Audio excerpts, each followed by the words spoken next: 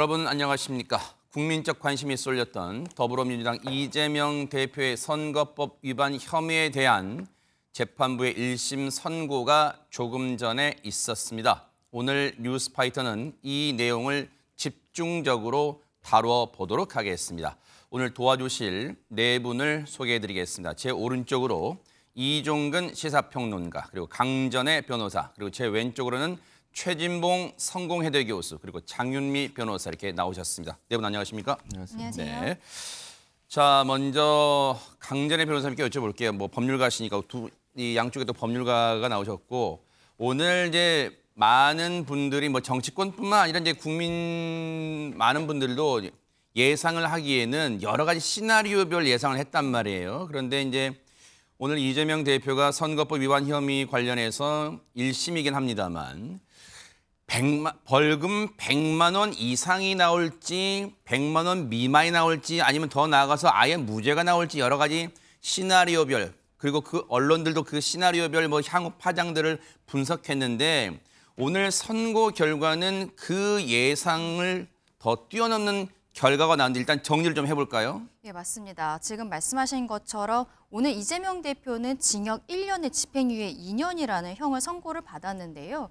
지금 검찰에서 이 사건에 대해서 징역 2년을 구형했을 때만 해도 구형이 조금 높은 것 아니냐. 우리 시청자분들께서도 많이들 보셨겠지만 공직선거법 같은 경우에는 징역형이 나오는 일이 그렇게 많지는 않습니다. 보통 만약에 무죄는 아니어도 유죄가 나온다고 해도 한 80만 원, 90만 원 정도가 나와서 직을 유지하거나 아니면 뭐 100만 원 단위의 벌금이 나오는 경우들이 많은데 지금 이 사건 같은 경우에는 징역형이 나왔다는 거. 집행유예가 붙어 있지만 일단은 판사가 징역형을, 벌금형이 아닌 징역형을 선택했다는 것 자체가 이 사건을 굉장히 중하게 보고 있다라는 것이거든요. 지금 이 사건은 두 가지 쟁점이 있었습니다. 하나는 김문기 성남도시개발공사 처장을 모른다라고 이야기했었던 부분, 네. 그리고 백현동의 개발 과정에 있어서 박근혜 정부 국토부로부터 협박을 당했다라고 이야기했었던 부분, 이 두 가지가 있었는데요. 재판부에서는 김문기 처장과 관련해서는 해외 출장 중에 김문기가 골프를 치지 않았다라고 이야기한 부분에 있어서는 유죄로 판단을 했습니다. 하지만 김문기에 대해서 성남시장 재직 시에는 존재를 몰랐었고 도지사가 되고 이렇게 기소가 된 이후에 김문기를 알게 됐다라고 이야기한 부분에 있어서는 허위사실 공표라고까지 보기는 어렵다라고 해서 일부 무죄 취지가 있었어요. 네. 근데 사실 법조계에서는요, 김문기 처장에 대한 부분보다 백현동 개발 사업과 관련한 부분을 더 중하게 보지 않을까라고 판단을 했었는데 재판부도 마찬가지였습니다. 재판부에서는 백현동 관련해서 4종 상향이 된 부분, 용도가 변경이 되었거든요. 그 과정에 있어서 이재명 대표는 박근혜 정부 국토부로부터 협박을 받았다. 나중에는 협박이란 표현은 본인이 조금 과장한 것이고 압박이 있었다라고 표현하긴 했습니다만 이 압박이 아니라 성남시 내에서 성남시장인 이재명을 중심으로 해서 내부에서 검토를 해서 용도 변경이 있었던 것이다. 완전히 허위사실이다라고 봤던 것이죠. 그리고 이게 대법원 양형기준표상에 네. 이게 후보자의 평가에 관한 선거구민의 매우 중요한 판단 사항에 관련하는 경우에는 가중처벌을 하도록 되어 있습니다. 네. 그런데 지금 이 사건은 김문기 처장 같은 경우에는 대장동 개발 사업과 관련한 부분이에요. 대장동 사업과 관련해서 이 비리 부분과 이재명 대표가 본인과의 관계를 단절하기 위해서 김문기 처장을 모른다고 이야기한 거다. 네. 이렇게 지금 판단을 했던 것이고요. 네. 백현동 같은 경우에도 이것도 결과적으로 관련된 비리가 있습니다. 측근들의. 근데 그 부분까지 오늘 이야기가 나오지는 않았습니다만 여기에 있어서 문제되는 부분들을 차단하기 위해서 일부러 거짓말을 했다. 그러면서 국감장에 네. 피켓을 만들어 왔었어요. 판넬을 만들어 온 부분들도 이게 고의성이 있다라고 본 것이죠. 네. 그래서 이러한 가중 요소들이 있었기 때문에 결과적으로는 대법원 양형기준표에서 징역형을 선택했을 때는 8개월에서 2년 사이의 형을 내릴 수가 있거든요. 그런데 그래서 검찰이 최고형인 2년형을 구형했던 건데 재판부에서는 징역 1년을 선택했고 그러면서 집행유예 2년을 붙인 것입니다. 네. 앞서 말씀드린 것처럼 오늘 이재명 대표에 대한 선거법 위반 혐의, 그중에 핵심 쟁점은 두 가지였습니다. 이 대표가 대장동 개발 사업 실무자인 김문기 씨를 알지 못한다고 한 발언, 그리고 백현동의 부지를 용도 변경하는 과정에서 당시 정부의 국토교통부의 압력이 있었다라고 말한 부분 이건데 그 발언이 혹시 준비됐나요? 그 해당 발언이 준비된 좀 알려주세요. 네, 네, 그 준비되면 저희가 듣고 장유미 변호사님 일단 뭐 파장은 저희가 차근차근 짚어볼 텐데 오늘 재판의 중요도, 민감성을 감안해서 뭐 MBN 취재기자뿐 아니라 여러 취재기자들이 이제 방청 신청을 해서 애초에 이제 이 법정도 소규모에서 하려다가 이제 중법정으로 옮겼단 말이에요. 그 중대성을 감안한 건데 그 기자들이 이제 실시간 들어가서 이제 봤을 때 이재명 대표가 재판부의 이제 선고가 이루어진 직후에 잠시 재판장을 이재명 대표가 이렇게 물끄러미 쳐다봤다는 거예요. 그리고 잠시 고개를 떨궜다. 이제 이런 이 기자들이 현장에서 이제 보고 전한 내용이 있는데 이재명 대표도 변호사잖아요. 법률가란 말이에요. 그리고 당의 법률 지원단도 있을 거란 말이에요. 그러면 애초에 민주당에서는 그리고 이재명 대표 본인도 무죄를 거의 확신했을까요? 어떻습니까? 아마 무죄에 대해서도 왜냐하면 당에 있는 법조인 출신 의원들도 이거는 법리상 무죄라는 주장을 상당히 좀 강조를 했던 측면이 있었고요. 무죄 아니면 설사 유죄가 나오더라도 아마 100만 원 안쪽으로 나오지 않겠느냐는 전망이 민주당 내에서는 좀 우세했던 것 같습니다. 아무래도 이 선고 결과에 따라서 이재명 대표의 향후 정치적 미래뿐만 아니라 민주당의 어떤 재정과도 직결되는 부분이 있었기 때문인데요. 1차적으로는 선거권과 피선거권의 박탈 문제가 있습니다. 이 선거법상 100만 원 이상의 유죄형이 확정되는 경우, 그러니까 대법원까지 아마 이 케이스는 가게 될 텐데 네. 그렇게 굳어지게 되면 이게 벌금형으로 100만 원 이하가 아닌 이상이면은 이 부분과 관련해서 5년간 선거권이 박탈이 됩니다. 피선거권이. 그럼 대통령 선거에 못 나오게 되는 부분이죠. 집행유예를 받으면 10년 동안 또 박탈되는 그런 문제가 있기 때문에 일단 개인 정치인 이재명에 대한 어떤 정치적 미래의 어떤 가도와 관련해서 직결되는 부분이 있었고요. 또 하나는 이게 공직선거법 위반 사안이기 때문에 선거법 위반 사안이 확정되는 경우에는 선거비용 보전금의 반환 문제가 생깁니다. 네. 대선 그 기간 동안 민주당이 정부로부터 받은 보조 금액의 그 규모는 434억 원이 되고 이게 확정되면 민주당이 이 부분은 이른바 반환을 해야 되는 문제가 있기 때문에 이런 걸 종합해 봤을 때는 법원도 보통은 정치인들에 대해서 공직선거법이 일반 사인이 100만 원을 받는 것과는 좀 결이 달라서 피선거권 박탈 문제가 있어서 뭐 80만 원, 90만 원 이 정도 이제 선고를 해왔던 추세 네. 영향성이 있으니까 유죄가 나오더라도 100만 원이 안 되는 방향으로 나오지 않았겠느냐라는 전망이 좀 우세했었는데 일단 1심 재판부는 집행유예형을 선고한 겁니다. 네. 이재명 대표 본인도 예상하지 못했을 것 같은 이 오늘의 1심 선고 이런 말씀 해주셨는데 앞서 말씀드린 것처럼 오늘 선거법 위반 혐의 관련 두 가지 핵심 쟁점이 됐던 그 발언, 이재명 대표의 당시 발언 들어보시고 이어가 보도록 하겠습니다. 얼굴 너무 많이 타버렸어. 오늘 시장님하고 본부장님하고 골프까지 쳤다? 오늘 너무 재밌었고 좋은 시간이었어. 일부에서는 그 산하 직원이고 뭐 해외 출장도 같이 갔는데 어떻게 모를 수 있냐 그러지만 제가 뭐 그 실제로 하위 직원이라서 기억이 안 나고요. 재직 때는 몰랐고요. 예. 도지사가 돼서 재판 받을 때 이 사람의 존재를 알게 됐고. 백현동 개발사업에 우리 성남시 지사님께서 성남시장 시절에 특혜를 줬다고 생각하시냐는 걸 제가 묻고 있습니다.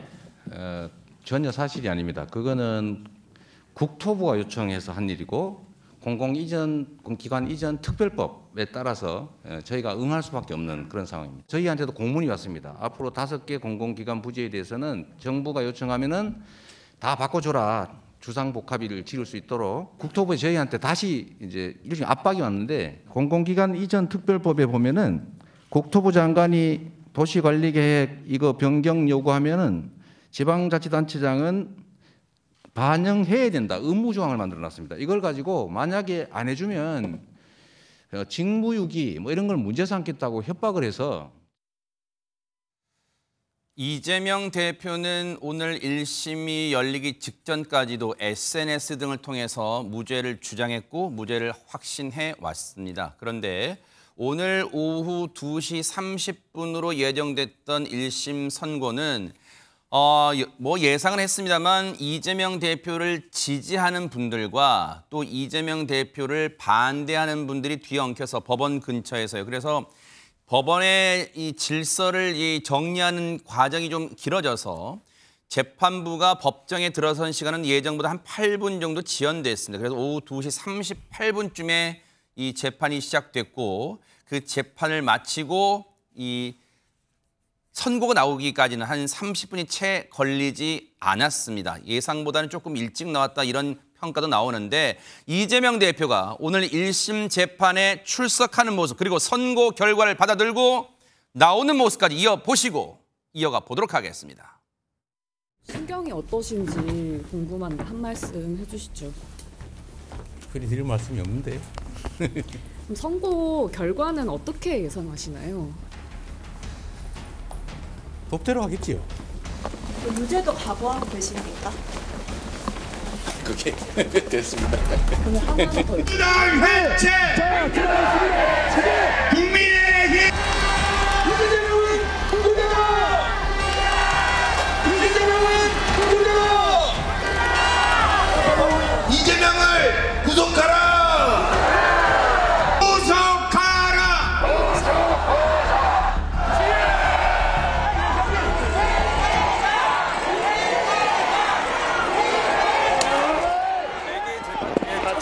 한 말씀만 더 드리겠습니다. 대표님 2년 2개월이나 걸려서 재판 지연 논란도 있었는데요. 떨어져.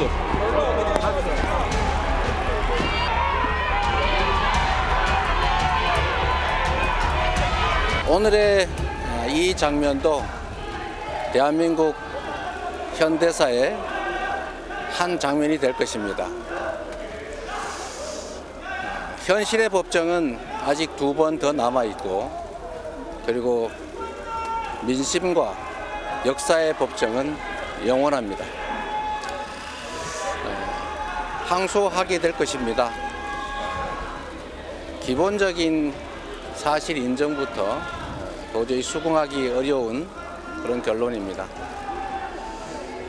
우리 국민 여러분께서도 상식과 정의에 입각해서 판단해 보시면 충분히 결론에 이르실 수 있을 것입니다. 고맙습니다. 징역형 집행유예가 선고됐는데요. 형량 어떻게 생각하시나요? 오늘 1심 선고 공판에 출석하기 전 국회에서 기자들한테 둘러싸여 질문을 받던 장면 그리고 오늘 오후 2시 16분쯤 법원에 도착했습니다. 이재명 대표. 그래서 미리 나와 있던 당 소속 의원들 그리고 당직자들과 일일이 다 계속 악수를 하고 여유 있게 법정에 들어가는 모습까지 저희가 보여드렸고 이후에 선고 결과를 받아들고 나서 나오는 모습까지 그리고 이종근 평론가님 뭐 예상은 했습니다만 즉시 항소 의사를 밝혔습니다. 네, 그렇습니다. 아까 그 동영상 장면에서 3가지가 떠오르는데요. 하나는 뭐냐면 양쪽 지지자와 반대자들이 법원 앞에서 각각의 어떤 시위를 벌이는 장면을 보고 떠오른 건 이겁니다.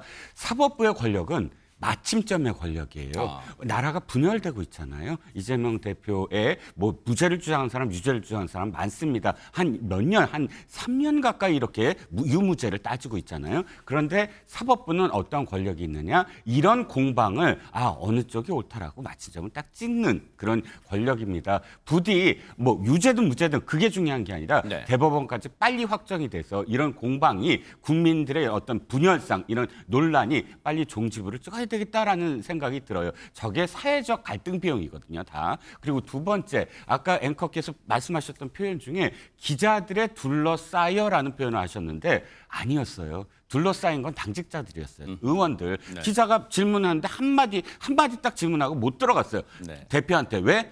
그건 제가 국회에서 나올 국회에서. 예. 저 법원 앞에서는 사실은 그랬죠. 저 당직자와 지금 보신 국회의원, 것처럼 소속 국회의원들도 40여 명에 둘러싸여 있었습니다. 기자가 접근했는데 못했어요. 여기 기자가 딱 한마디 딱 묻다가 그냥 접근할 수 없을 왜냐하면 정도로. 이제 사전에 약속된 취재진이 다 갈 수 없어서 사전에 약속된 풀 기자. 언론사끼리 약속돼서 하는 거죠. 두 사람이 딱 남녀 기자 두 사람이 이제 포토라인 앞에서 한마디씩만 질문하려고 했는데 실패했습니다. 저는 저 장면도 그렇게 공적이지 않다. 그러니까 저 장면도 그렇고 나와서도 그렇고 지금 거의 다 의원들이에요. 뒤에 원내대표 옆에 있고 수석 최고위원 옆에 있습니다. 원내대표 수석 최고위원은 대표가 거리되면 그 다음에 어떻게 되죠? 그분들이 그 대표 역할을 해야 될 사람들이에요. 네. 그런데 당 서열 1, 2, 3위가 당의 대표, 그러니까 대표가 이 정당 활동을 하면서 지금 어떤 혐의가 있는 게 아니잖아요. 네. 그 옛날에 이런 정당 활동과 전혀 별개의 시민단체 장으로서 어떤 그런 행위에 대한 문제입니다. 그런데 왜 공당의 1, 2, 3위부터 40명의 의원들이 전부 다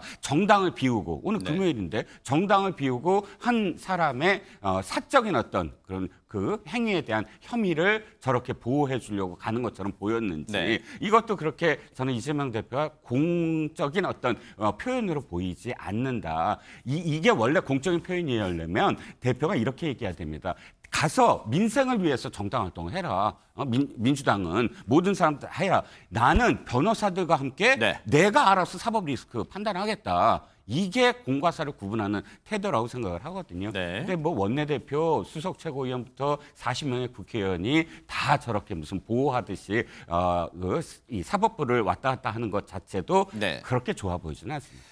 앞서 말씀해 주신 내용 중에 이 1심 선고, 이게 공직선거법 위반 혐의입니다. 이 혐의에 대해서 유죄가 특히 이제 벌금형을 기준 봤을 때 100만 원 이상일 경우에는 의원직을 상실하고 피선거권이 5년 박탈돼서 2027년 대선 못 나가고 민주당은 지난 대선 때 국고로 보조받은 434억 원을 다시 반환해야 되고 이건 대법원까지 확정 판결 났을 때 얘기이기 때문에 지금 오늘 1심 선고 가지고는 다 말할 수는 없겠습니다만 다만 분명한 것은 일단 파장은 만만치가 않을 것으로 예상이 됩니다. 어떻습니까? 저는 뭐 파장이 만만치 않다고 말씀하신 부분에 있어서 일정 부분 동의하지 또 일정 부분 동의하지 않습니다. 아하, 무슨 말이냐면 파장은 국민의힘이나 보수진영에서 일으키겠죠. 그러나 민주당 내부에서는 파장이 없을 거라고 보고요. 네네. 이정근 평론가 말씀하니 제가 좀 답변을 해야 될 것 같아서 말씀을 드리면 이재명 대표는 공식적으로 의원들에게 오지 말라고 다 공표를 했고요. 본인들이 알아서 오신 거예요. 네. 만약 한동훈 대표가 저 자리에 있었으면 국민의힘 의원들 안 오겠습니까?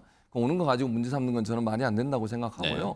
그리고 오늘 재판의 결과도 그래요. 저는 2심에 가서 다퉈볼 부분이 많다고 생각합니다. 물론 재판부가 판결한 내용이니까 거기에 대해서 저는 뭐 받아들이지만 그럼에도 불구하고 여러 가지 부분에 있어 문제가 있어요. 왜냐하면 우리가 지금까지 계속 이재명 대표의 김문기 씨를 모른다는 발언을 SBS에서 출연했던 발언 가지고 계속 얘기했어요. 그 부분 무죄 나왔어요. 그 부분은 문제 없대요. 그리고 다르치고 온 게 뭐냐면 사진 가지고 얘기했던 채널A라고 하는 채널에 나가서 얘기했던 가지고 문제를 삼았더라고요. 그러니까 지금까지 언론들이 다 조명했던 것은 김문기 씨를 개인적으로 아느냐 모르냐 질문했던 앵커의 발언에 답변하는 내용이었어요. 근데 그건 무죄로 나왔고요. 지금 보니까 유죄로 받은 게 채널A라는 곳에 가서 뭐 성남시의 국민의힘 의원이 제시한 사진이 전체 사진 중에 4명만을 이렇게 포커싱해서 만들어서 제시한 사진 가지고 네. 그게 조작이라고 얘기했다는 거예요. 그리고 골프를 친 것처럼 조작을 했다. 이 말을 가지고 문제를 삼았더라고요. 골프를 쳤는데 안 쳤다고 그랬다는 거예요. 근데 이것도 논란이 되는 게 뭐냐면 이재명 대표가 그 얘기를 할 때는 그 사진이 찍힐 당시에 골프를 안 쳤다고 얘기한 거예요. 근데 법원은 어떻게 판단을 내렸냐면 호주 출장 중에 함께 골프를 친 적이 있지 않냐. 근데 왜 그때 골프를 안 쳤다고 얘기했냐. 이게 저는 쟁점이라고 보거든요. 그러면 2심에 가서 이재명 대표의 발언이 정말 그 사진을 찍힐 당시에 골프를 안 친 걸 얘기했다고 주장하고 있는데 재판부가 그걸 안 받아들였어요. 그럼 이건 저는 다툼의 여지가 있다고 생각합니다. 일정 부분. 그래서 지금 1심에서 나온 결과가 2심에 가서 그대로 갈 거냐 하는 부분은 저는 의문이 있다고 생각하고요. 저는 민주당이 이거 가지고 뭐 큰 파장을 일으켜가지고 분란이 일어나거나 아니면 내부적으로 동요가 날 가능성은 전혀 없다고 저는 생각하고요. 도리어 민주당에도 결집할 가능성이 저는 있다고 생각합니다. 네. 다만 이제 국민의힘이나 보수 진영에서는 이 문제를 가지고 계속 문제를 이제 얘기를 하면서 이재명 대표를 범죄인 취급을 하겠죠. 그런 점에서 파장이 있을 거라고 생각하고요. 그래서 파장이 있느냐고 물어보신다면 보수 진영이나 국민의힘에서는 파장을 일으킬 수 있지만 민주당 내부에서 그걸 영향을 받아가지고 크게 동요가 있거나 파장이 일어날 가능성은 낮다고 생각합니다. 파장 얘기 나온 김에 강전혜 변호사님, 이제 최재문 교수님은 보수 진영이나 또 좁게는 국민의힘이 뭔가 내심 바라는 민주당의 분열상은 없을 것이다. 왜 그만큼 그건 뒤집어 보면 그만큼 민주당이 지금 이재명 대표 일극 체제가 공고하다. 뭐 그런 말씀을 해주신 것 같은데 그러면 오히려 민주당에서는 뭐 내일도 장외집회 예정되어 있습니다만 앞으로 오히려 이번 1심 선고를 계기로 대여투쟁, 여권을 향한 투쟁을 강화할 가능성도 있습니까? 어떻습니까? 당연히 강화를 하겠죠. 그리고 25일에도 위증교사 사건의 판결이 앞서 있지 않겠습니까? 사실상 법조계에서는 오늘 나오는 사건들 중에서 백현동 사건에 대해서 더 무게감을 두고 있었는데 그대로 판결이 나왔다 말씀드렸잖아요. 그런데 실상 오늘의 공직선거법 위반 사건보다 위증교사 사건, 25일에 나오는 위증교사 사건 역시 실형이 선고될 가능성이 높다라는 것이 법조계의 판단이었었거든요. 그래서 최근까지 공직선거법 사건의 선고를 앞두고도 이재명 대표가 본인의 SNS에는 위증교사 사건과 관련해서 계속적으로 글을 올리는 모습들을 보였습니다. 아마도 오늘 사건에 있어서 이렇게 징역형의 집행유예가 나올 것이라고까지 상상하지 못했기 때문에 25일 사건에 대해서 글을 올렸던 것으로 보이는데요. 민주당에서는 계속적으로 그렇게 이야기를 해왔습니다. 네. 이재명 대표가 이번 사건에 있어서 유죄 판단을 받는다고 해도 내부적으로는 적어도 흔들리지 않을 것이다. 왜냐하면 이번에 총선 과정에 있어서 비명 횡사라는 말이 있었잖아요. 결과적으로 이재명 대표와 가까운 사람들이 대거 원내에 진입하지 않았습니까? 더민주 혁신회의에서 31명이라는 사람들이 원내로 진입을 했었죠.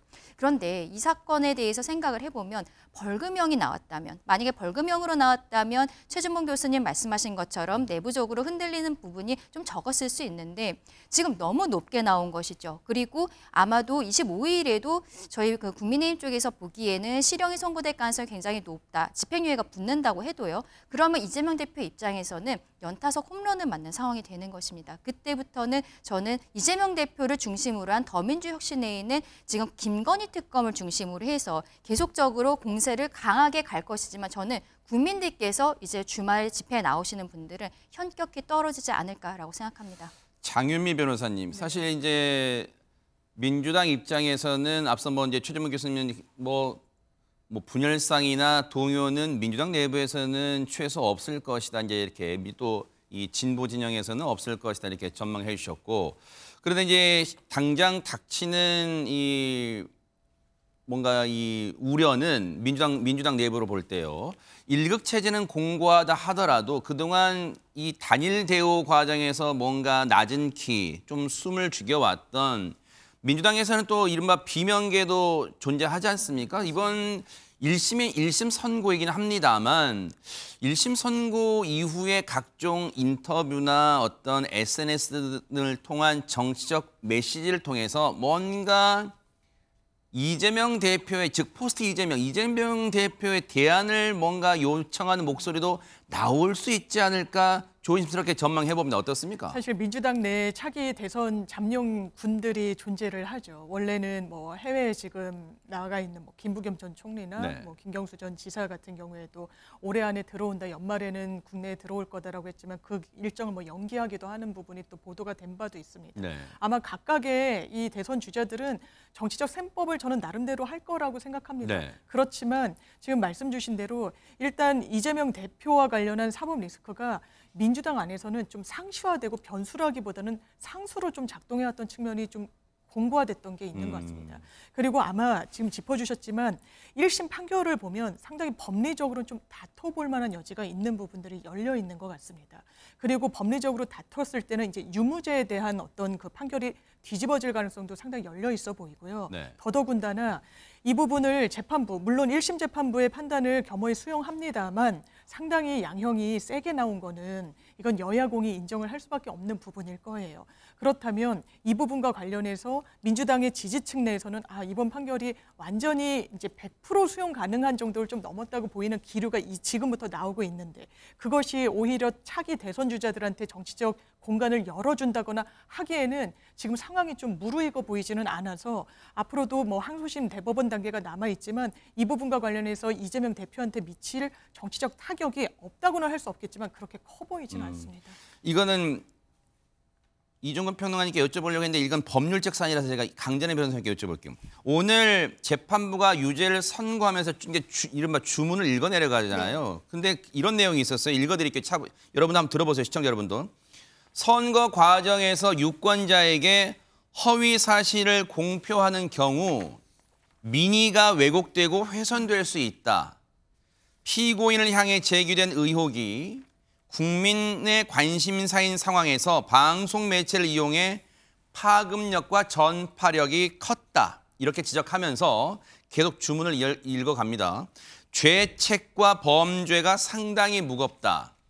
선거 과정에서 표현의 자유를 인정해야 하지만 허위사실 공표로 인해 잘못된 정보를 수집해 민의가 왜곡되는 것도 고려해야 한다 이렇게 덧붙였는데 그러면서 이제 오늘 징역 1년에 집행유예 2년을 선고했어요. 그러면 앞서 최진봉 교수님은 항소심 가서 다퉈볼 여지가 많다. 오늘 1심 선고를 통해서 오히려 다퉈볼 사안이 많은 게 드러났다고 하셨어요.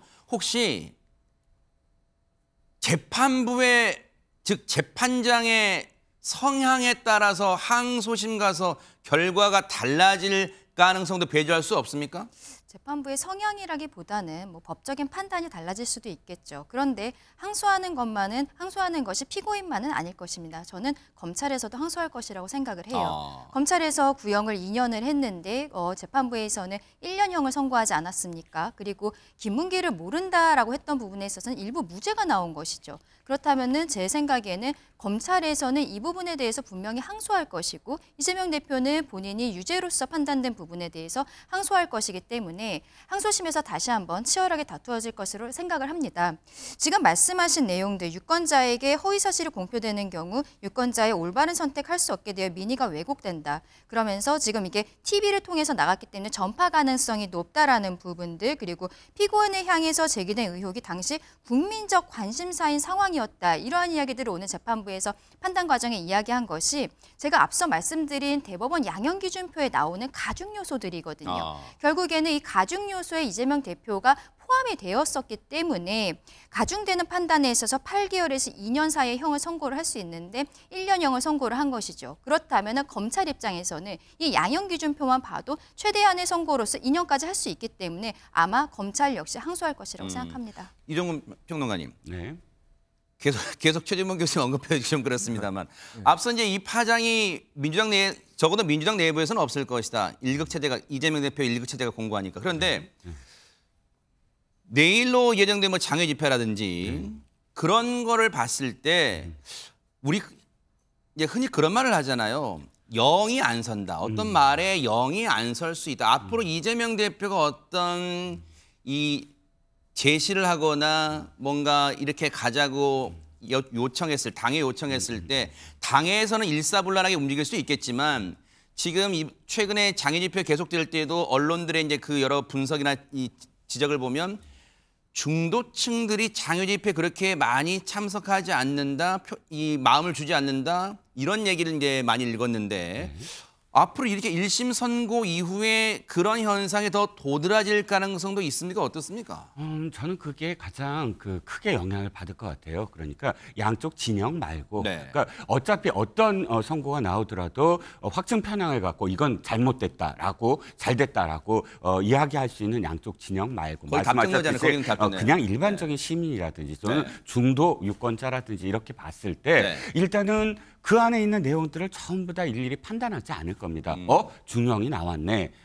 1년형이 나왔네. 물론 집행유예였지만 1년이 나왔네. 이게 가장 중요할 것이고요. 일단 아까도 제가 계속 말씀드렸지만 사법부는 마침점이거든요. 이렇게 공방이 나왔구나. 물론 대법까지 가겠지만 하나의 어떤 고비가 지금 넘어가고 있는 겁니다. 그리고 두 번째 말씀하셨던 동력. 사실 동력이라는 건 사법부의 판단도 굉장히 중요하거든요. 만약에 여기서 무죄가 나왔다. 내일 굉장히 많은 분들이 또 동원 원래 이제 민주당이 총동원령을 내렸으므로 당원들이 전부 다 이제 동원이 될 텐데 힘이 빠져 있었어요. 지금까지는. 왜냐하면 스스로 주최 측의 추산도 처음엔 2일 때는 30만이었다가 일주일 후인 9일 때는 20만으로 줄었거든요. 그리고 또 20만으로 줄은 날은 도리어 그 이전에 민노총 시위도 있었고 또 뭐 시민단체 시위도 있었고 하기 때문에 더 불어나야 되는데 줄어들었어요. 그건 그만큼 아직 동력이 약하다. 그리고 이재명 대표의 사법 리스크가 피부에 완전히 와닿지 않는구나라는 어떤 판단이었는데 만약에 무죄였다면 굉장히 많은 분들이 또 나오실 수도 있을 거예요. 뭐 이게 검찰 독재다라고. 근데 이게 유죄가 나오고 더군다나 벌금형도 아니고 징역형이 나왔기 때문에 조심스럽게 저도 그냥 추측을 하지만 내일 지난 토요일보다 더 적게 나올 가능성이 많다. 그리고 내일은 원래 또 시민단체들과 함께 하겠다고 공언한 어떤 상황인데 내일 어떤 집회도 그렇고 또 이게 중요한 건 뭐냐면 여기서 끝나지 않는다는 거예요. 강전의 변호사가 계속 말씀하셨지만 가장 위험했던 그러니까 리스크가 큰 것이 25일 선고거든요. 네. 위증교사. 위증교사 혐의. 차라리 선거법은 벌금형이고 위증교사가 실형이다라는 판단 때문에 이재명 대표도 선거법과 관련해서는 SNS에 글을 안 올렸지만 위증교사는 3번, 4번이나 그건 진짜 문제가 있다라고 계속 되풀이해서 SNS에 올렸는데 지금 일주일 전입니다. 또다시 선고가. 그리고 또 29일에는 이화영 전 부지사의 대북송금 고법 항소심이 또 나와요. 그게 이제 이재명 대표의 대북송금 재판에 직접적으로 연관이 있거든요. 네. 이런 사법적인 고비들이 첫 번째 고비가 일단 징역형이 나옴으로써 나머지들은 또 어떻게 될 것인가에 대한 우려 이런 것들로 복합적인 어떤 그런 그 영향을 받지 않을까라는 생각입니다. 그래서 검찰 독재 오늘 또 그 집회가 있었는데 불참을 했어요. 이재명 대표 불참하고 이건 어쨌든 이 파장을 계속 지금 유익 있게 보겠다라는 그런 태도가 아닐까 싶습니다. 네. 일단은 계속해서 이제 누차 말씀드리지만 오늘 선고는 1심 선고예요. 앞으로 이제 이 상급심까지 어느 정도, 즉 항소심과 대법원까지 어느 정도 시간이 걸릴지도 이제 지켜봐야겠지만, 물론 요즘 대법원의 추세가 이제 신속 재판을 주문은 하고 있습니다만, 이런 상황에서 이제 민주당이 앞으로 취할 수 있는, 앞으로 뭐 단일 대우는 쉽게 무너지지 않을 것이라고 전망하셨지만, 당장 오늘 이후에 민주당의 어떤 나아갈 추진할 행동 또는 방향 그런 건 뭐가 있을까요? 그러니까 제가 볼 때는 민주당에서는 이제 오늘 재판 결과가 나온 거에 저도 이제 여러 가지로 논란이 되는 부분이 많다고 생각한다고 말씀을 드렸잖아요. 백현동 건도 그래요. 백현동 건도 이건 협박으로 느꼈나 안 느꼈는 개인의 느낌이잖아요. 이런 부분들을 가지고, 그리고 이재명 대표 얘기 특별법에 의해서 했다고 하는데 법원은 그걸 받아들이지 않았어요. 이 부분들이 논란이 된다고 저는 보는데, 어쨌든 이런 여러 상황에 대해서 법리적인 전문가들이 법리적 판단에 대해서 분석을 해낼 겁니다. 그리고 아까 처음에 말씀드린 것처럼 그 김문식을 아느냐 모르냐 문제는 사실 그 민주당이 집중적으로 봤던 것은 아까 말씀드린 그 개인적으로 아느냐 모르냐 이 발언을 집중적으로 분석을 했었는데, 갑자기 이제 골프 문제가 나왔기 때문에 이 문제에 대해서는 적극적인 대응을 안 하고 있었어요. 그래서 이 부분에 대해서는 법리적인 판단도 저는 있을 거라고 생각합니다. 그래서 이번 판결문에 대해서 다툼의 여지가 있는 부분들이 뭐냐 하는 부분들을 쭉 찾아낼 것 같고요. 그리고 이제 앞으로 저는 단일 대우가 강화될 뿐만 아니라 더 많은 사람이 집회에 나올 거라고 저는 예상을 합니다. 내일도. 왜냐하면 이런 이제 법원의 판단이 이재명 대표에 대해서 너무 가혹하다고 느끼는 분들은 더 분노할 거라고 저는 생각하고요. 검찰이 이런 부분들을 이렇게 4건의 기소를 해가지고 이재명 대표를 계속 압박하고 있는 부분에 대한 어떤 그 불만이 있는 분들은 더 많이 이제 거리로 나오실 것 같아요. 왜냐하면 지금까지는 그냥 재판 결과 이렇게 나오지 않을 거라고 생각했던 분들이 집에 있는 분들도 나중에는 이런 문제 때문에 검찰이 문제가 있구나 하는 부분들에 대해서 인식을 하게 될 것이고, 그렇다고 하면 더 많은 분들이 현장으로 나와서 목소리를 높이는 그런 일을 하게 될 것이고, 민주당은 특별히 다른 대응보다는 법률적으로 나온 오늘 판결문을 분석해서 어떻게 대응할지를 아마 계획을 세우고 법률위원회 중심으로 할 것 같고요. 이재명 대표는 평상시처럼 똑같이 할 거예요. 특별히 변화는 없을 거라고 저는 생각을 합니다. 장윤미 변호사님.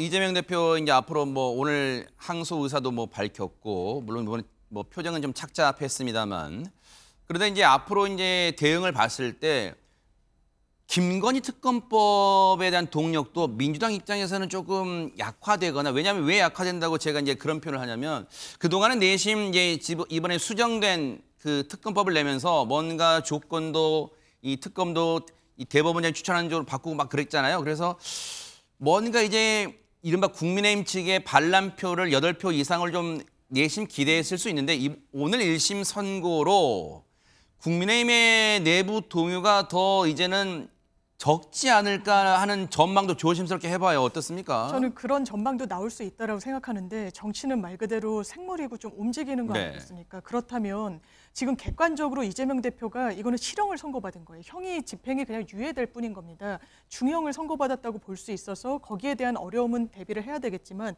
이 외부 정치적인 상황도 같이 점검을 해야 되지 않겠습니까? 그렇다면 지금의 상황이 어떤지, 지금 김건희 여사와 김혜경 씨도 150만 원을 받았습니다만 100만 원이 넘었기 때문에 선거 본인이 투표를 할 수 없고 5년 동안 또 이 선거 운동을 할 수 없는 제약이 있습니다. 그러면서 대비되는 광경이 있는 거죠. 이를테면 김건희 여사는 명품백을 300만 원을 받았고, 그리고 500만 원을 명태균 씨한테 줬는데 이 부분과 관련해서는 수사가 제대로 진행되고 있느냐. 국민들은 저는 양면을 다 보신다라고 생각합니다. 그럼 이런 외부 상황 계속해서 지금 단독 보도로 쏟아지는 거는 명태균 씨가 구속 영장실질심사 하기 직전에도 김건희 여사에게 문자를 보냈다는 그런 내용들. 네. 그리고 대통령의 육성까지 나온 이런 공천 개입의 정황들. 이준석 전 대표의 폭로 내용. 이런 부분과 관련해서 과연 사법 시스템과 검찰의 칼끝이 제대로 작동하고 있는가란 물음표가 사라지기는커녕 더 강화되는 측면이 있고 저희는 중요한 건 민주당 지지층뿐만이 아니라 중도층일 텐데 중도층도 저는 그런 의구심을 여전히 갖고 계시는 부분이 있는 것 같거든요. 네. 그렇다면 이 부분이 국민의힘 의원분들도 국민 보고 정치하시는 분들 아닙니까? 특검이란 게 과연 이 국면에서 잠시 엇나가거나 어려워지더라도 궁극적으로 그 선택지를 안 받을 도리가 있을 것인가라는 물음은 계속 생기고 있습니다. 오늘 1심 선고에 대한 양당 반응 그 정리되면 그 알려주세요.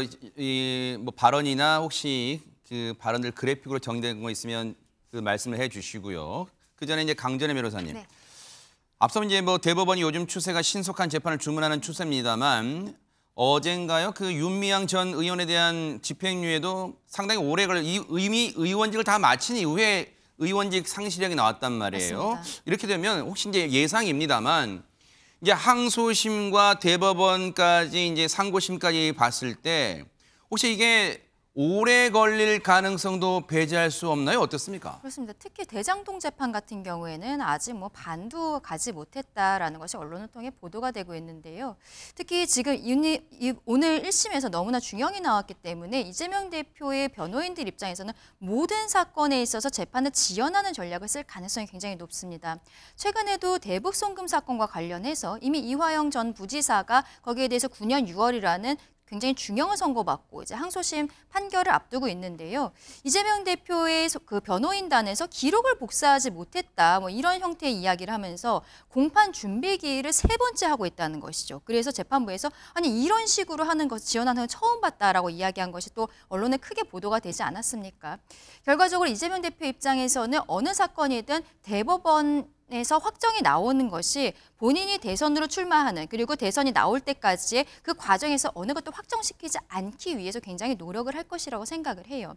대장동 사건 같은 경우에는 법조계에서 봤을 때도 실상 다음번 대선 앞까지 해서 대법원이 나오기는 어렵다라고 보고 있는 것이 맞습니다. 워낙 사건이 방대하기 때문이죠. 그런데 오늘 판결이 나온 공직선거법 사건이라든지 그리고 위증교사 사건 같은 경우 이런 것들은 다음번 대선 전에는 반드시 판결이 나와야 된다. 그리고 나올 수 있을 것이라고 법조계에서는 보고 있어요. 그런데 이재명 대표의 변호인들이 이것을 재판 지연 전략을 쓴다고 했을 때는 뭐 변호인을 바꾼다라든지 아니면은 지금 이야기하는 건 기록을 제대로 검토를 못했다든지 하면서 계속적으로 지연을 할 수가 있는데 거기에 대해서 재판부에서 적절한 그 좀 관리를 해야 된다. 여기에 대해서 재판부에서는 지휘할 수 있는 권한이 있거든요. 그런 것들을 좀 강하게 행사를 해주셨으면 하는 것이 국민들의 마음일 것이라 생각합니다. 네.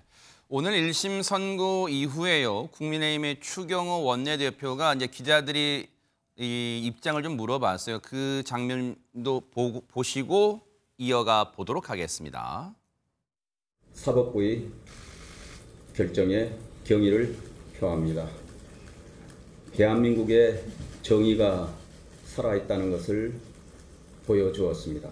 이제 이재명 대표와 민주당은 이 대표 무죄와 방탄을 위한 무력 시위와 선동 정치를 중단하고 지금이라도 비겁한 거짓말에 대해 사죄하길 바랍니다.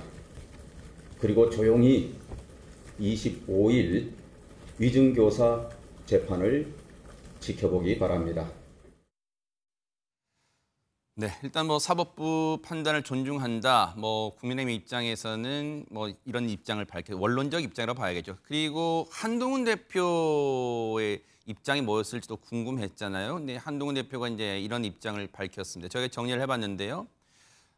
판사 겁박 무력 시위에도 불구하고 법에 따라 판단한 사법부의 결정을 존중하고 경의를 표한다. 그동안 이제 한동훈 대표는 민주당이 이제 주도하는 장외 집회에 대해서 판사 겁박 행위다라는 이제 그 발언을 그 주장을 되풀이해 왔고요. 판결 선고로 인해서 더불어민주당이 판사 사법부를 겁박할지도 모르겠다.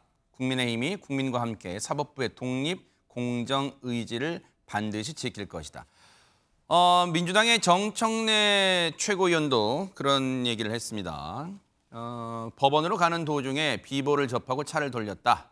역사가 뒷걸음쳐 돌아가는 듯하다. 이런 얘기. 진실의 역사는 앞으로 전진해왔다. 우리가 끝내 이길 것이 이기리라. 이런 표현을 했습니다. 이종근 평론가님, 네네. 뭐 이제 국민의힘 입장에서는 글쎄요, 뭐 결과가 국민의힘 측에서 내심, 뭐 대놓고라는 표현은 좀 그렇습니다만 내심 바라는 쪽으로 나와서 그런지 몰라도 이제 원론적 입장을 많이 했어요. 그런데 앞서 이제 판사 겁박, 오늘 1심 선고 이후로 판사와 사법부를 겁박하는 태도가 나올지도 모르겠다 우려를 또 한동훈 대표가 얘기했는데 실제로 오늘 1심 선고 이후에 서울중앙지방법원이 오늘 재판부가 합의부예요. 판사 3명이거든요. 판사 합의부 3명에 대해서 퇴근길부터 법원 보안대를 투입해서 퇴근길부터 안전을 보호하겠다. 물론 이건 어떤 건 일어난 건 아닙니다만 만일의 사태에 대비하는 모습 보이겠다. 뭐 이런 얘기를 하고 있어요. 네, 그렇습니다. 지금 진영의 정치 그리고 서로 그냥 반대만 하는 정치가 나은 어떤 결과라고 생각을 하는데 예전에는 이렇게까지 하지 않았습니다. 그런데 요즘은 사법부에서의 어떤 판단이 나오면 결정이 나오거나 혹은 선고가 나오면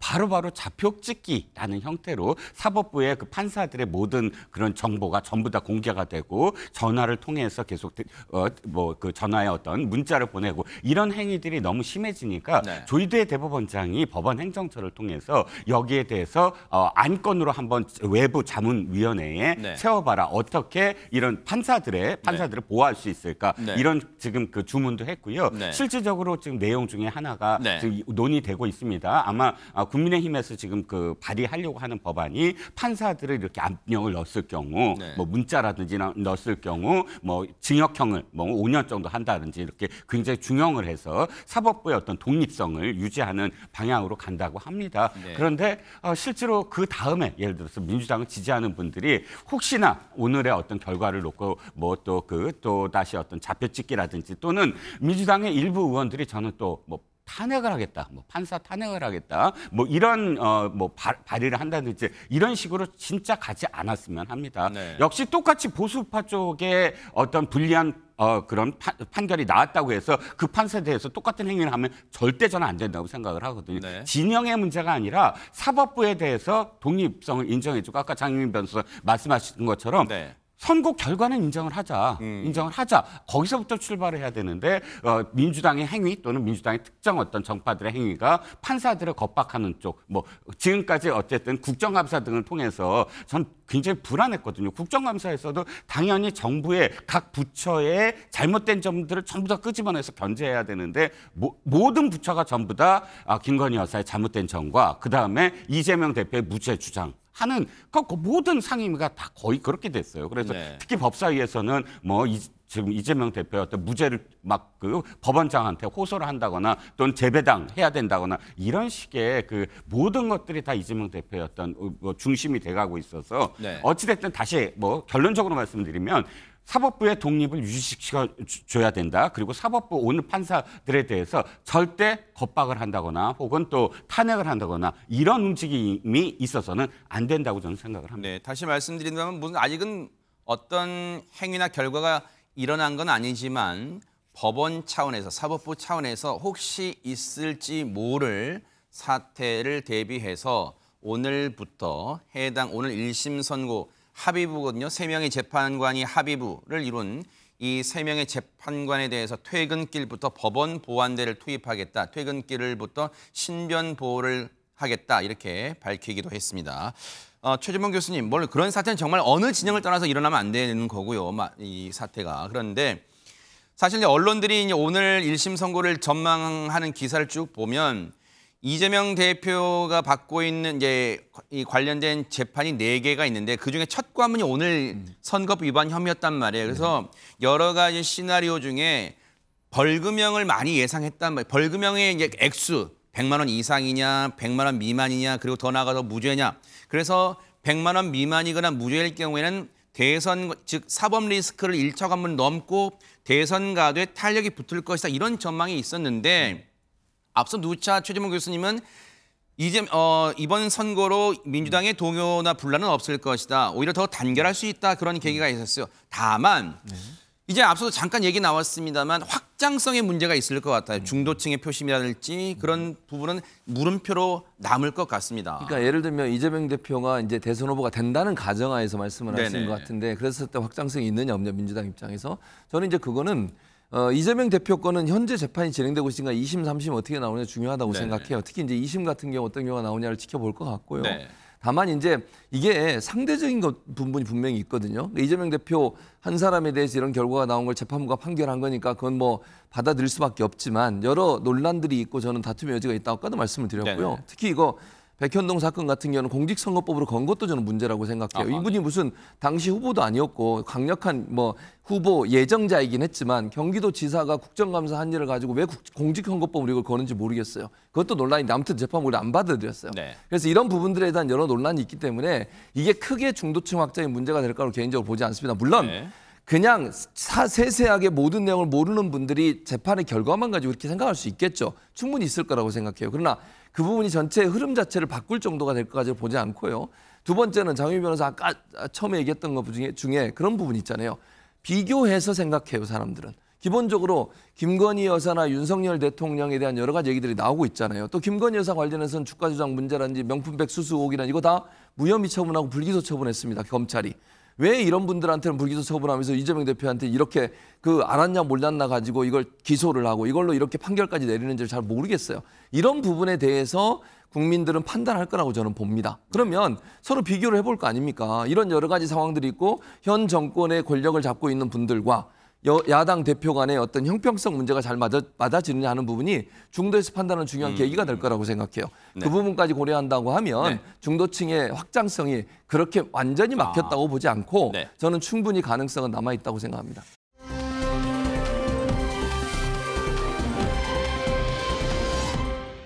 지금 국민의힘 측에서 상당히 골머리와 또 내심 앞으로의 이 향방에 대해서 이 귀추가 주목되는 그런 사건이 있어요. 그 내용을 이제 좀 얘기를 해보도록 하겠습니다. 국민의힘 공천 개입 의혹을 받고 있는 명태균 씨 여러분 많이 들어보셨을 거예요. 명태균 씨, 핵심 인물인 명태균 씨와 또 돈 거래를 한 당사자인 김영선 전 의원에 대한 구속 적부심이 있었어요. 그 구속영장 심사가 있었는데 오늘 새벽에 두 사람에 대한 결과가 나왔습니다. 영상부터 보시고 이어가 보도록 하겠습니다. 여기 앞에 잠깐만 서주시죠. 네. 오늘 어떤 부분 위주로 소명하실 계획이십니까? 김영선 전 의원, 이준석 의원에게 부탁한 게 맞습니까? 이준석 의원이랑 언제 마지막으로 만나셨습니까? 어디로 가야 돼요? 의사소에서 법원에 제출할 예정이십니까? 죄송합니다. 예. 잠깐만 앞에 서주시죠. 네. 살인자가 같은 버스 타다가 내렸다고 해갖고 같은 버스에 탄 사람이 살인자다 그런 구속영장이기 때문에 어떤 정치적인 언론적인 그런 구속영장이 아닌가 싶습니다. 실질 심사에서 좀 어떤 내용 소명하셨습니까? 충분히 얘기했어요. 네. 어떤 내용 좀 충분히 얘기하셨나요? 좀 말씀 한 말씀만 더 부탁드립니다. 지금도 오늘 심사에서 어떤 부분 위주로 소명하셨습니까? 김건희 여사한테 돈봉투 받았다고 했는데 얼마 정도 받으셨나요? 구속 전 피의자 신문에서 두 사람 모두 자신은 결백하다고 판사 앞에서 외쳤지만 결국은 오늘 새벽에 구속이 됐습니다. 장윤미 변호사님, 앞서 김영선 전 의원은 여러 가지 비유적인 표현으로 쉽게 말하면 자신의 국회의원 월급 세비가 명태균 씨라는 사람한테 들어갔다고 해서 그게 자신이 준 돈이 되겠느냐 그런 취지로 뭔가 방어 논리를 폈지만 결국은 결과적으로는 먹히진 않았어요. 맞습니다. 받아들여지지 않았습니다. 김영선 전 의원은 본인이 회계 책임자를 별도로 두고 강혜경 씨가 이 돈도 이미 집행을 했다라는 취지로 이야기를 하는데요. 법원으로서는 있는 그대로 받아들이기 어려웠을 겁니다. 그리고 대단히 수상한 흔적의 돈의 흐름이 두 축이 존재하는데요. 영장실질심사에서 검찰이 계속해서 강조했던 부분은 세비를 7천만 원 이상 절반씩 김영선 전 의원과 명태균 씨가 나눠 쓴 부분입니다. 네. 또 하나는 명태균 씨가 지방선거 예비 후보들로부터 1억 2천만 원씩 2명으로부터 2억 4천만 원을 받습니다.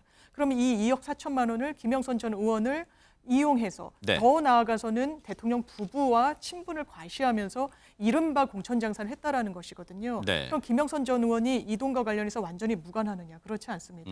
그 당시에 이 돈을 갖다 준 당시 예비 후보들이 막 돈을 돌려달라고 김영선 전 의원을 독촉하거든요. 그리고 김영선 전 의원이 그 돈을 돌려줍니다. 네. 선관위가 이 수상한 흐름을 적발하고 이 검찰에 고발을 했던 그런 부분이 있는데 이건 그냥 대여 관계였다. 명태균과 김영선 이 두 사람은 돈을 빌리고 주고받았던 관계라서 그 돈이 갚아지는 과정이었다고 하는데 악의가 맞지 않는 겁니다. 보통은 이상한 흐름의 돈을 통상적으로 피의자들이 이거 빌려줬기 때문에 그냥 정상적으로 받은 거다라고 이야기하는 경우가 저희가 실무를 해보면 상당히 많은데 네. 그러려면 실제로 돈이 어떤 경위로 빌려주게 됐는지 네. 그러면 실제 금액은 건너갔는지 차용증은 있는지 이자는 오갔는지 이런 걸 보는데 거기에 부합하는 증거 흐름은 없거든요. 네. 이런 와중에 명태균 씨가 내 휴대전화를 아버님 상소에 묻었다, 뭐 불태웠다, 여러 사실상 수사기관을 우롱하고 수사기관의 어떤 그 행정을 낭비시키는 그런 발언을 했단 말이에요. 네. 그렇다면 법원으로서는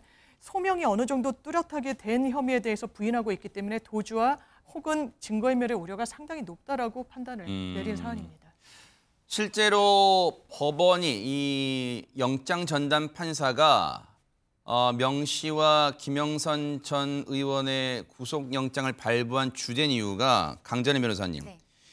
증거인멸의 우려가 크다. 네. 실제로 명 씨가 처남한테 자신의 휴대전화를 버리도록 했다. 뭐 이런 게 드러났단 말이에요. 일단 죄질이 안 좋다고 본 네. 거예요. 그런데 앞서 제가 말씀드린 게 이 사안이 국민의힘 입장에서는 결코 이제 이 달갑지 않은 사안인 게 앞으로 이제 두 사람의 신병이 확보됐기 때문에 구속 수사 통해서 네.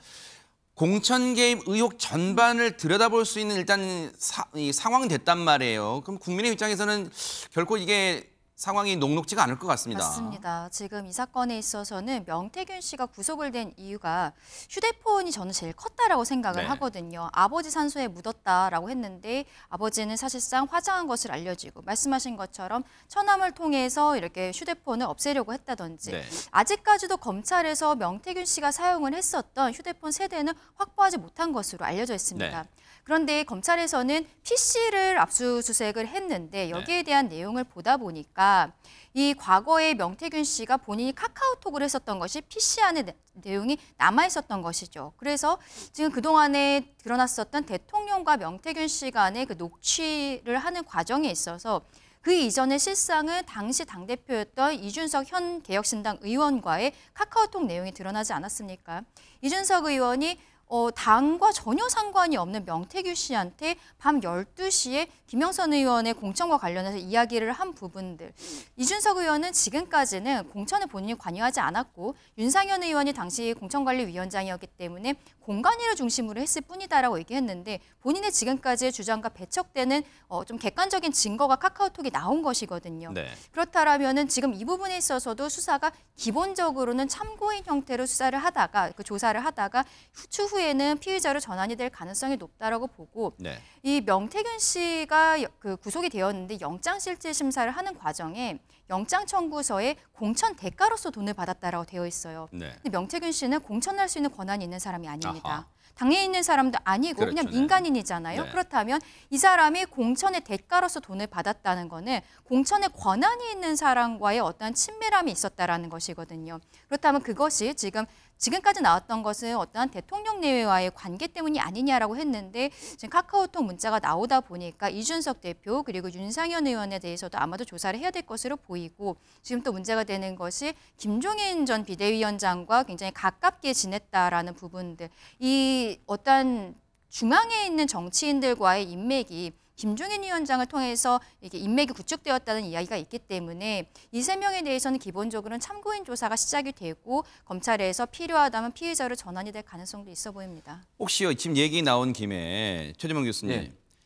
이 명태균 씨와 김영선 전 의원이 구속된 건 사실 이제 어떻게 보면 본격적인 수사의 서막이다 이런 평가가 많아요. 그런데 국민의힘 입장에서는 더더욱 약간 불안할 수밖에 없는 게 지금 강전의 변호사님도 그 말씀하셨지만 검찰의 칼끝이 어디까지 향할지를 지금 알 수가 없다는 게 아마 국민의힘의 지금 아마 곤혹스러운 대목일 것 같아요. 그렇죠. 지금 보니까 뭐 이준석 의원도 올라와서 인터뷰하면서 여러 얘기를 또 했잖아요. 뭔가 또 밝힐 수 있다는 얘기 그런 뉘앙스를 그렇죠. 얘기했어요. 검찰 수사 시작되면. 예, 네. 그리고 실제로 윤석열 대통령이 네. 연락을 해서 이러이러한 예를 들면 뭐 시장 그다음에 뭐 구청장 이런 분들에 대해서 누구를 공천하라 한 듯한 그런 발언을 했다고 본인이 폭로를 했어요. 네. 이게 더 있을 수 있다고 저는 보고 검찰의 수사 대장을 보니까 이번에 구속영장 청구하면서 검찰이 프리젠테이션 하잖아요. 가면 이거 구속해 주세요라고. 그렇죠. 그중에 뭐라고 얘기한 줄 아십니까? 뭘까요? 윤석열 대통령 김건희 여사 건은 쏙 빠졌어요. 아하.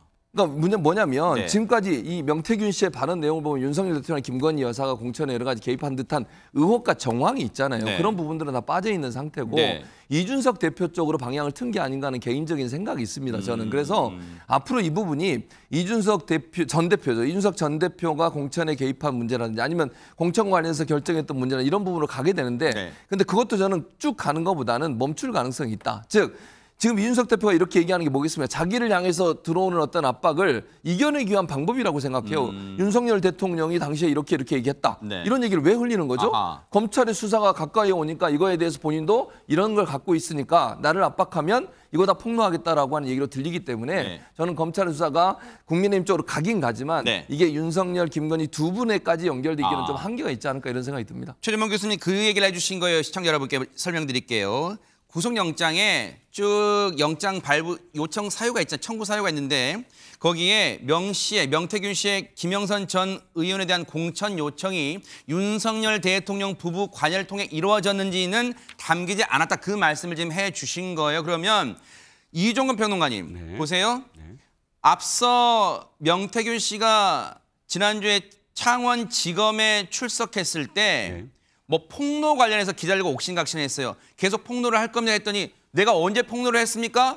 또 그러다가 지금은 폭로할 때가 아니다.